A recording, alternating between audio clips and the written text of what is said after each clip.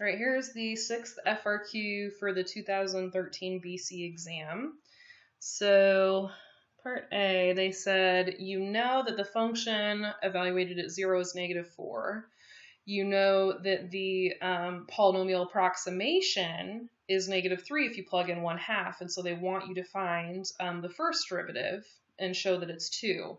So basically, if you think about how you would have created this, like this is a lot of information that I think feels like a weird puzzle. So what I did is I kind of ignored this. I went back to, okay, how do I even construct the first degree polynomial approximation? So I was like, okay, to make the first degree, I need the function evaluated at 0 and I need the first derivative. That's how you create it, right? The function evaluated at 0 is 4. The first derivative is, I don't know. I'm proving that it's 2. So if I was to create this, I would say 4 plus whatever I got for that first derivative multiplied by x. That would be my p sub 1 of x. That's my polynomial approximation. I don't know if you can hear it, but my kitten is crying in the background because the cat is giving him an aggressive bath right now. Good times. All right, we're going to plug in 1/2. So if I plug in 1/2 for x, then the output of that is -3. Was it 4 or negative? It was -4. Okay, so I'll go ahead and add -4 to the other side. And then I'll multiply 2 to the other side, and that proves that the first derivative at 0 is 2. All right, so part A is done. Part B, they give you the second derivative, they give you the third derivative, and they want you to find the third degree polynomial approximation.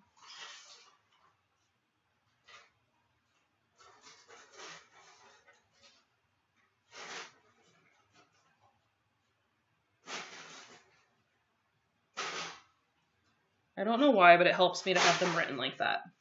So I've got 4 plus 2x minus 2/3 x to the second, and then we need a 2 factorial, plus 1/3, I've got an x to the third, and then a 3 factorial.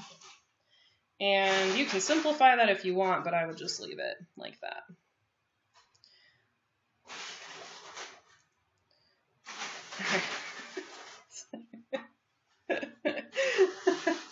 I've been getting packages from Amazon, and I've left all the packaging material out for the kitten to play, and he is currently diving into, I don't know, the paper that they stuff in the package.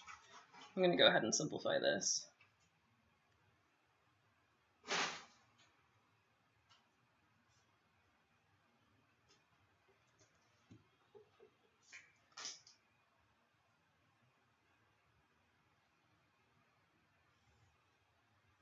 Okay, part C says that they give you that h prime of x is f of 2x. And so let's just go ahead and figure out what that is to start with. So h prime of x is f of 2x. And since this is f of x, then that means I can go ahead and just plug 2x into each piece. So I've got 4, I've got 2 times 2x, I've got minus 1/3 times 2x squared, 1/18 times 2x to the third.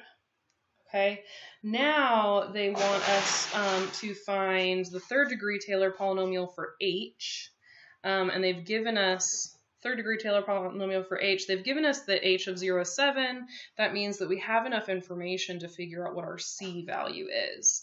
So that means to find h of x, I just need to integrate each side of the equation. So if I integrate this and integrate that, then I'm going to be able to see what h of x is.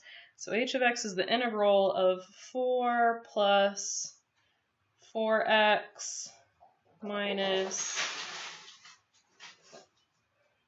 2 to the second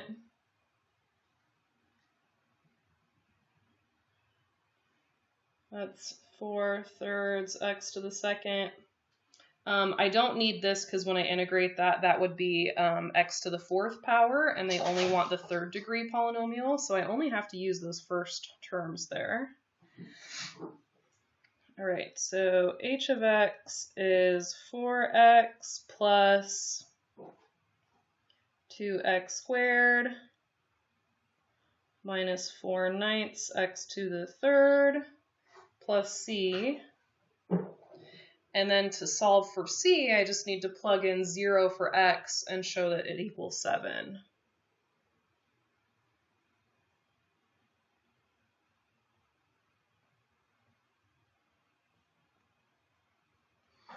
And so c equals 7. So my equation, I'll go ahead and put the 7 first to kind of show it's in this increasing instead of decreasing for the exponents there. So there's h of x.